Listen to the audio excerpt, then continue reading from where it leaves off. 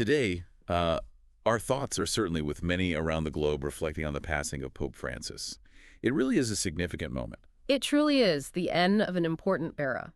And while, the immediate focus is naturally on his life and his service here on the Meteorology Matters podcast, we wanted to delve into something quite groundbreaking about his papacy. You mean his role concerning climate change? Exactly. His pioneering role, really, in bringing the urgency of climate change right to the forefront of, well, global consciousness. It absolutely wasn't just a side issue for him, was it? Pope Francis fundamentally shifted how we talk about our planet's future. He didn't just suggest, he insisted that caring for our environment is an ethical issue, a Yeah. moral imperative. Yes, a moral one. And that influence, it rippled out far beyond just religious communities, didn't it? It sparked really vital conversations everywhere. It really did, across all sorts of sectors in society.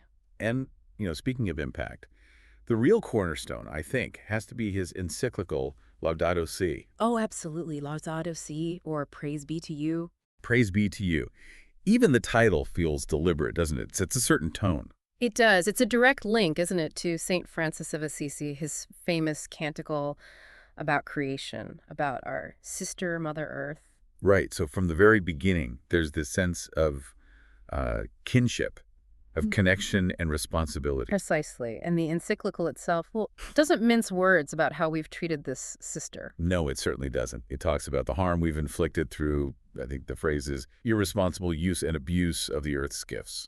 Yeah, a powerful critique of that mindset where humans act like, absolute masters, entitled to just plunder the planet without thinking of the consequences. And what I found really striking is how Laudato Si connects that outward destruction, the environmental damage, to something deeper. You mean the internal state, the violence present in our hearts, wounded by sin, as it puts it.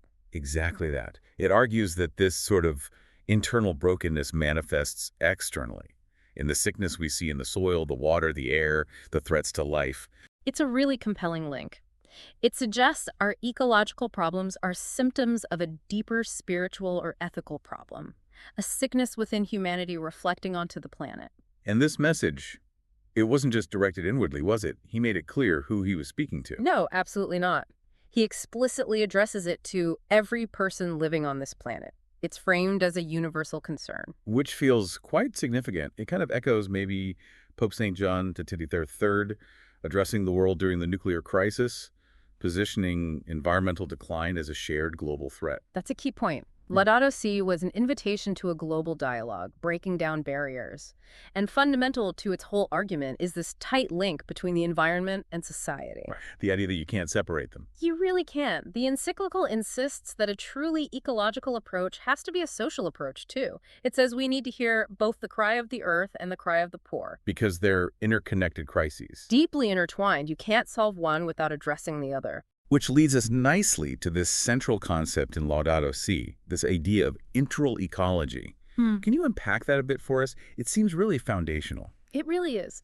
Integral ecology, as Pope Francis lays it out, is basically about seeing the whole picture, recognizing this incredibly complex web of connections. So it's not just about, say, carbon emissions in isolation. Exactly. It's not just isolated environmental statistics. It stresses the profound human and social dimensions that are always involved. Environmental problems, it argues, are inseparable from human life, family life, work, our cities, the whole context. Everything's connected. Everything is connected. That's the mantra, really. We need to understand things systemically. And you see this interconnectedness laid out when the encyclical examines specific issues like pollution, right? Yes, absolutely. Laudato Si goes into detail analyzing pollution waste, climate change, water issues, the devastating loss of biodiversity. And it links these directly to something specific. To what it calls the throwaway culture, and these underlying unsustainable models of production and consumption that drive it. It's a critique of the whole system, not just the symptoms. Okay, let's zero in on one of those major symptoms, climate change. How does Laudato Si approach that specifically? Well, it's very direct. It states clearly that the climate is a common good, belonging to all and meant for all. A common good. I like that framing. It is powerful, and it fully accepts the scientific consensus on global warming. It points to human activity mainly burning fossil fuels, greenhouse gas emissions, and also deforestation as the primary drivers. No ambiguity there. And beyond just stating the science, it really digs into the ethics, the responsibilities that come with that knowledge. Precisely.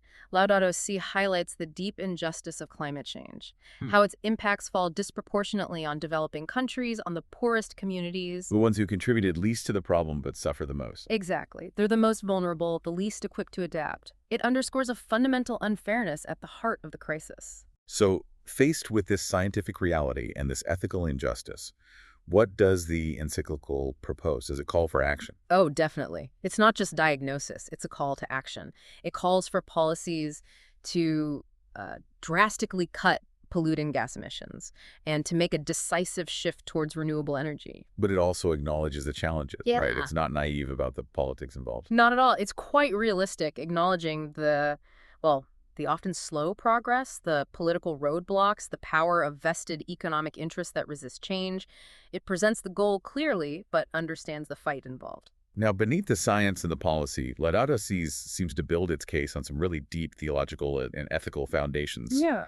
for caring for creation. That's right. And this is where it offers a really unique and, for many, a very compelling perspective. It goes back to biblical sources. The idea in Genesis that humanity's role isn't domination, but to till and keep the garden. To cultivate and protect, not to exploit. Exactly. To be stewards, not overlords.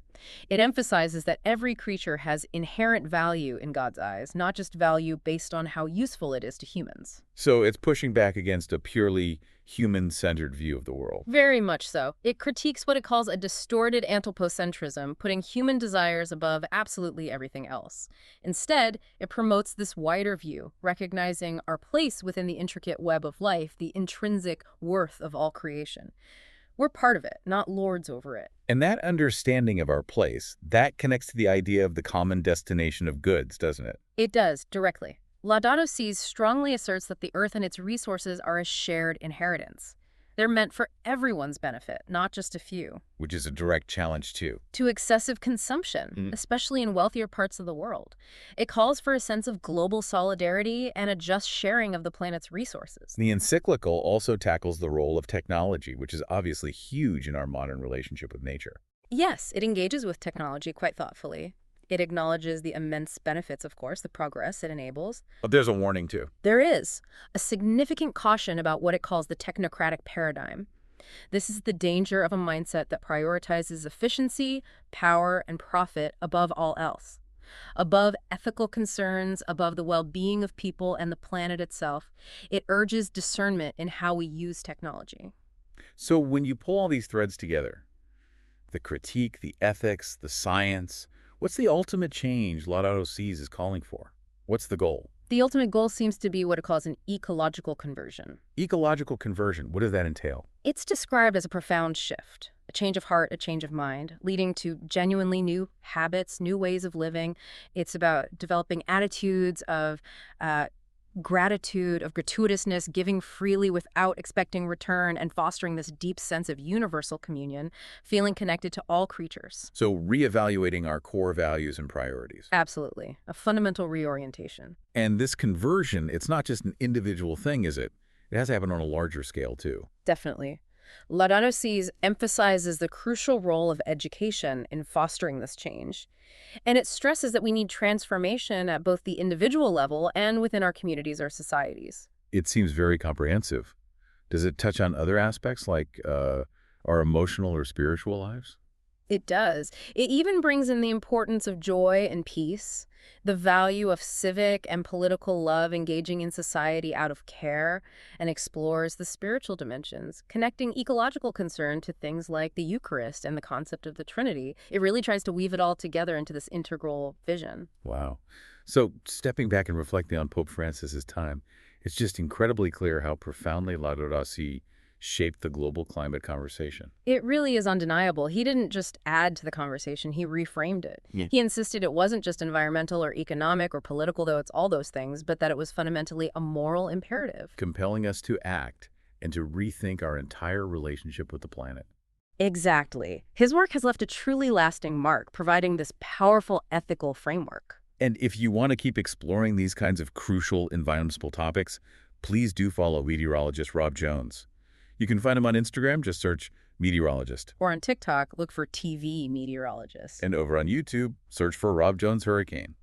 That's also where you'll find the Meteorology Matters podcast playlist with our other discussions. As you think about Pope Francis's legacy, we really hope you'll reflect on that central message from Laudato Si, the deep, unbreakable connection between the health of our planet and the well-being of every single person. It's such a powerful idea, and his work, it really does offer a solid foundation, doesn't it, for the ongoing discussions and, more importantly, the actions that are so desperately needed as we face these climate challenges. Absolutely. It provides so much food for thought. And perhaps it leaves us and leaves you, the listener, with a really vital question to ponder. How will this pioneering vision, Pope Francis's vision of integral ecology and moral responsibility, continue to shape how we treat our shared home, our planet, in the crucial years to come?